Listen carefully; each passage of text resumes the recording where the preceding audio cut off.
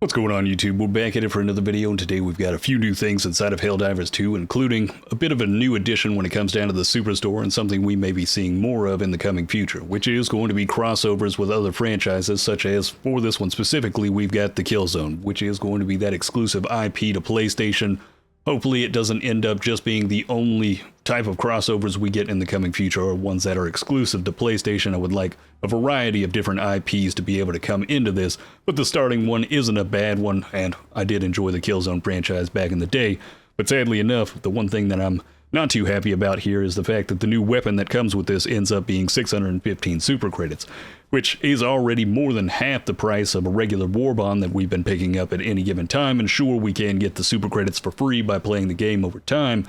but when I'm getting a war bond that ends up having 3 different weapons or multiple stratagems versus getting one weapon for more than half the price, it's a little bit jarring to see something like that inside the Superstore. And I'd honestly say with this weapon, it is virtually identical to the Liberator. It is basically a reskin, very similar to the Liberator carbine, with the only difference being that the capacity for the magazine is going to be up by 11 and a little bit more recoil and a little bit more fire rate.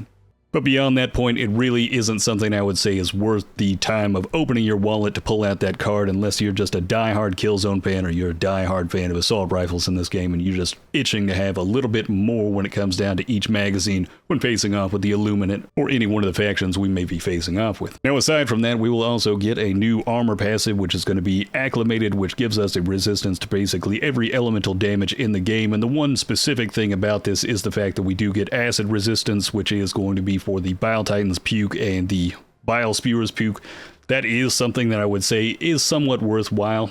Bit of a steep price at 500 as well. We will be getting basically half the price of a war bond or one armor passive that may end up coming in the war bond in the future. That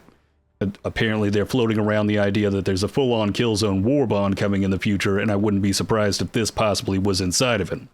So it ends up being one of those situations where you may be able to actually just wait this one out, get that war bond later, and have this passive, whereas for right now, the only thing it really is going to be benefiting you for is having a bit of resistances to a few different elemental damages, but more than likely the acid is going to be the one that is the primary benefit to this actual passive. But let me know down in the comments below how you're feeling about these prices on the weapon specifically, and just for the armor passive as well, and what type of crossovers you might like to see in the future when it comes to Helldivers 2. Now, on top of that, we do get access to the new stratagem, which is going to be the STA-X3 WASP, which is basically a multi-launcher. Now, I'm a little bit disappointed with this thing. It can be a good bit of fun. I definitely cannot wait in the future to get up on top of some hilltop or some high ground above rocket devastators and finally get the one-up on them and get that revenge with my own homing rockets and just annihilate each one of them. But sadly enough, with this rocket launcher, you will have 8 rounds, and each one of the cartridges will be able to load inside of this with a total of 56 rockets within the entire thing, as we will have a backpack full of these cartridges. But with the WASP, we'll need to lock onto a target similar to the spear and then start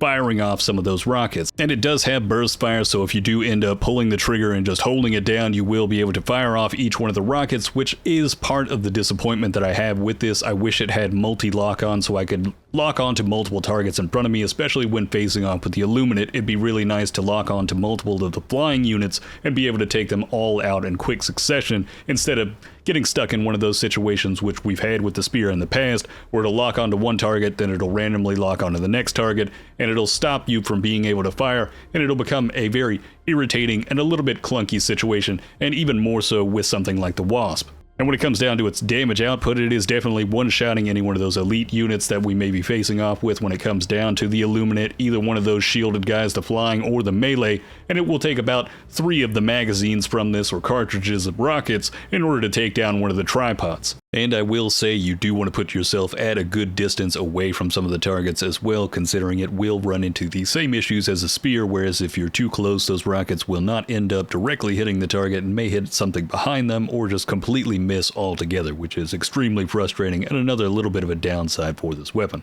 Now, it also does have an alternative firing mode, which is artillery, which seems as though it is just firing off every one of the 8 rockets at one time at whatever target you've locked on top of, which would be nice if we had large groups of enemies, or if it could even lock onto one singular zombie squid in the middle of a crowd and then be able to drop this on top of them. but it's far and few times that you can actually get the lock on one of those elite units in the middle of the crowd to get this type of AoE damage, and more than likely it'd be a little bit better if I could just manually fire this in artillery mode, as if just taking a knee and then being able to aim from that point and be able to launch this. And I think that'd be pretty interesting, but overall I'm not disappointed with it. I just don't think it is the greatest weapon when facing off with the Illuminate, or it doesn't shine as much as it would when facing off with something like the automatons, as it does seem that the rockets go in from behind and then hit the back of the target, which if I was facing off with a Hulk, this would be fantastic aiming from a distance and it being able to hit the back weak spot and take out that Hulk extremely quickly, or even hitting the back weak spots of some of those tanks.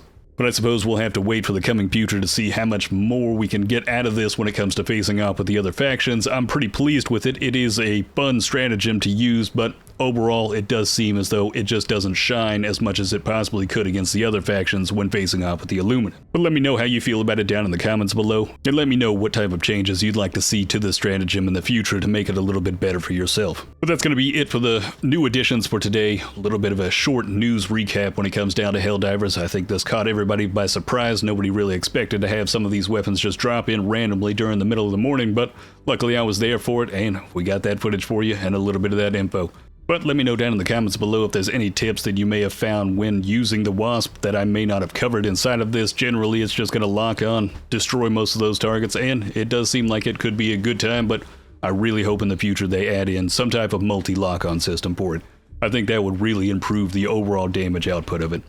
But on that note, if you'd like to see more content like this in the future, hit that subscribe button, and if you'd like to see some of this content live, hit that link down in the description below. Follow me over at Twitch, we'll be streaming. And on that note, have a good one.